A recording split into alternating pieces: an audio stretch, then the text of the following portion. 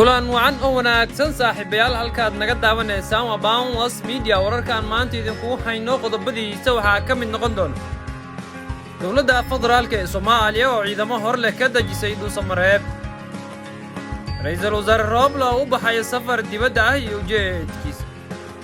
Liibiya oo lagu xiray 4,000 oo sogolooti ah in ka badan 5 qof oo ku dhimatay qarax ka dhacay Kaambul daawadayaal ku soo dhawaada qodobadaas oo faahfaahsan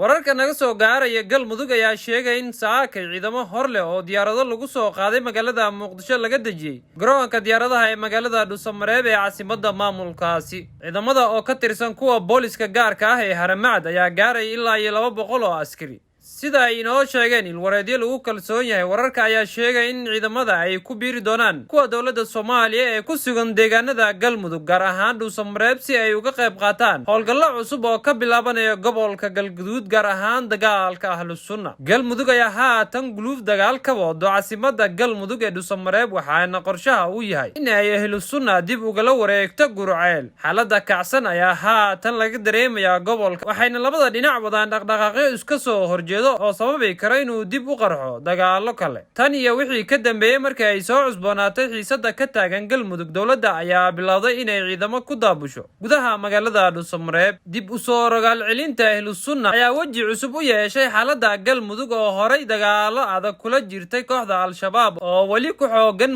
maamulkaasi haatan ra'iisul wasaaraha xukuumadda federaalka ee Soomaaliya Maxamed Xuseen Roble ayaa qorsheynaya safar ugu baxayo dalka dibadiisa sida ay inoo xaqiijiyeen ilwareedyo lagu kalsoon yahay wararka ayaa sheegay in Roble uu casuumaad rasmi ah ka helay madaxda dalka Qatar isla markaana uu saacadaha soo socdo u safrayo magaalada Doha ee dalkaasi Roble iyo wafdi uu hogaaminayo ayaa kulamo gaar ah la qaadan doono madaxda dalka Qatar wuxuuna safarkani noqonayaa kiisi ugu horeeyay ee uu ku tago Doha Qatar ayaa xiriir dhow la leh madaxweynaha muddaxileedkiisu dhamaaday Maxamed Cabdullaahi Farmaajo iyo la taliyaha amniga qaranka Fahad Yaasiin Xaaji Daahir iyada oo su'aalo badan la iska weydiinayo safarka Roble uu ku aadayo wadankaasi Qatar ayaa doonaysa inay soo farageliso xiisadda ka taagan fila Soomaaliya si hoosana loogu dhigo khilaafka Farmaajo iyo Roble sidoo kale wuxuu socdaalkani ra'iisul wasaaraha ku soo aadaya iyadoo haatan khilaaf xooggan u dhaxeeya Farmaajo iyo Roble kaasi oo saameeyay wada shaqeyntooda Roble ayaa horay u booqday dalalka Djibouti Kenya Masar Sacuudi Ingiriiska isagoo oo kulamo gaar ah la yeeshay madaxda wadamada uu booqday ee Afrika Carabta iyo Yurub si kastaba arrimahan ayaa ku soo aadayo iyadoo saakay Farmaajo uu isna u amabaxay dalka Itoobiya halkaasi oo uga qayb galay caleemasaarka ra'iisul wasaare Abiy Ahmed